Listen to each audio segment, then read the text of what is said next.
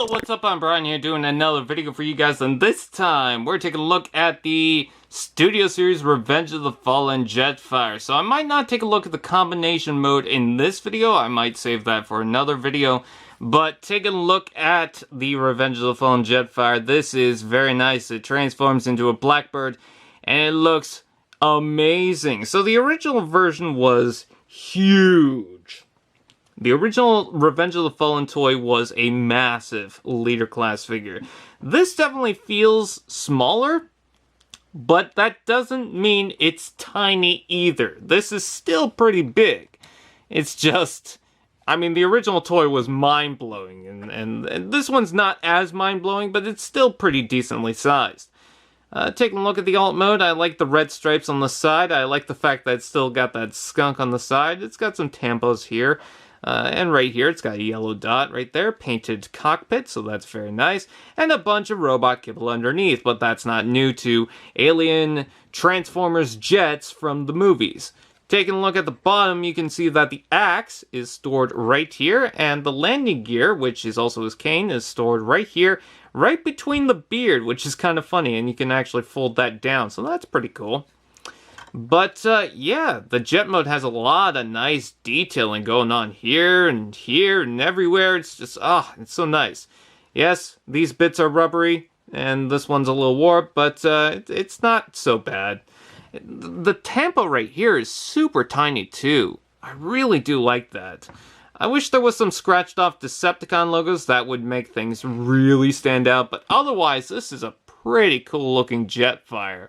Yeah, I really do like this alt mode. Again, very Ghibli, you know, no doubt, but very cool looking. So let's go ahead and get through the transformation, even though I'm really bad at these things, and my camera decides, hey, let's go blurry for some reason.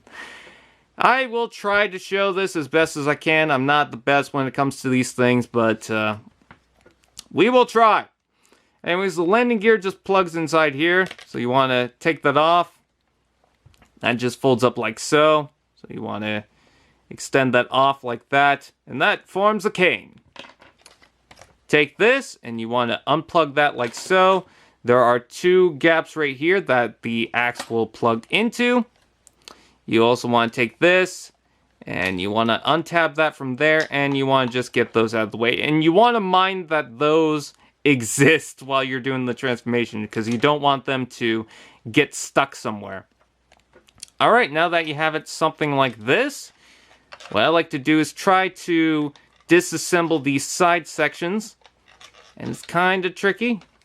Just trying to open all this up from the back here. So open that up from the back there and bring these out to the side.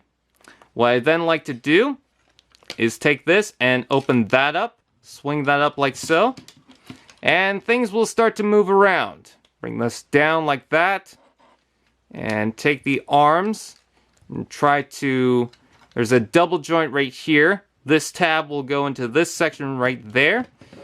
So you just try to mess around with that. There's also a little gap right in here. I don't know if you can see that. That little tab will go into.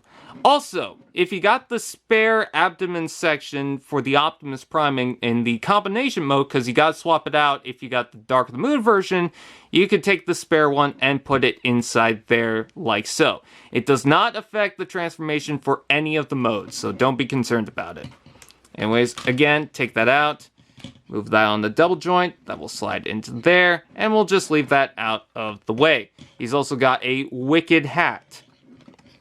You take these, you fold these out like so, and then you bring that back like that, and you take this, fold that around like so, fold this around like so, and we're just going to leave that off to the back. I'm going to double joint that to about here.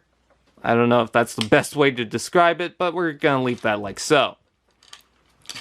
Next, what I'm going to do is take this panel and just leave that up like so. So how I originally had this was like this. I'm going to leave that up. This has a joint right here. So you got to pop these off like so. And then from that joint, you want to swing this down like that. And open up these back sections like so. And it will form kind of these back wings. And this is a very tricky part to show. What I'm going to start off with is fold the waist down and plug in the legs. And just bring these down like so. That way, the legs aren't going to be an issue with that. So what you have to do is you have to rotate this down while rotating this down and closing up this section and accordioning this in like so. But what you have to do at the same time while you're doing that, I'm going to open that back up just a little bit, is this back section will fit into here. So it's a little tricky. I will extend this again just to show you. So it was like this. I have to bring this up. And usually what I like to do is bring this up halfway. Or bring this up halfway, I should say. Close that up. Bring this down. And then just start collapsing everything together. These will tab into the waist. There's a couple of tabs on the back that all this will collapse into. I know it's really tricky to see because it's all dealing with the black plastic.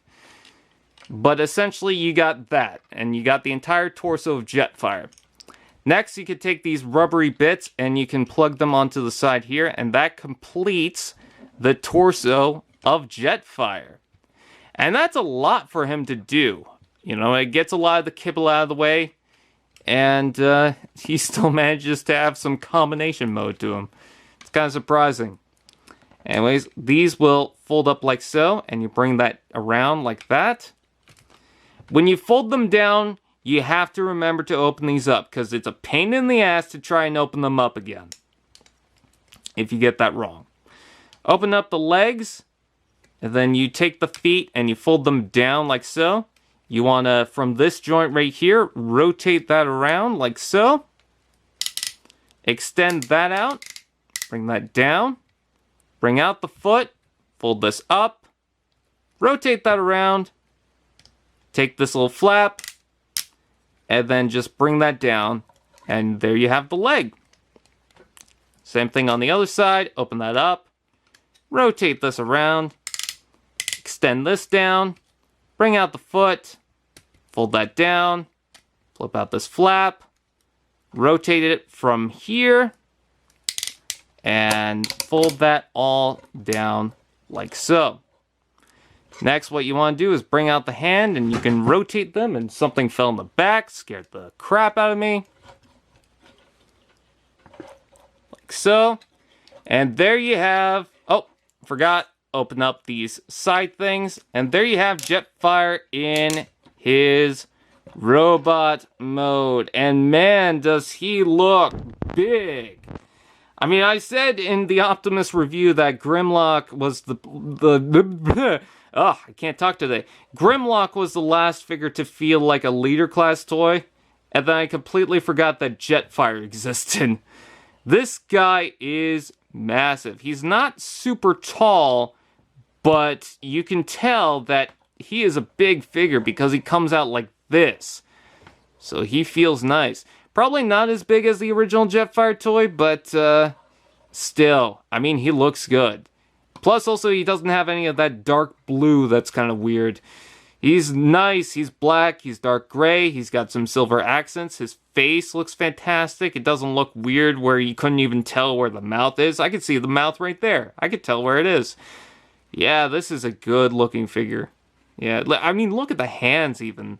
That just looks appropriate. Anyways, yeah, I just can't get over this figure. It looks wonderful.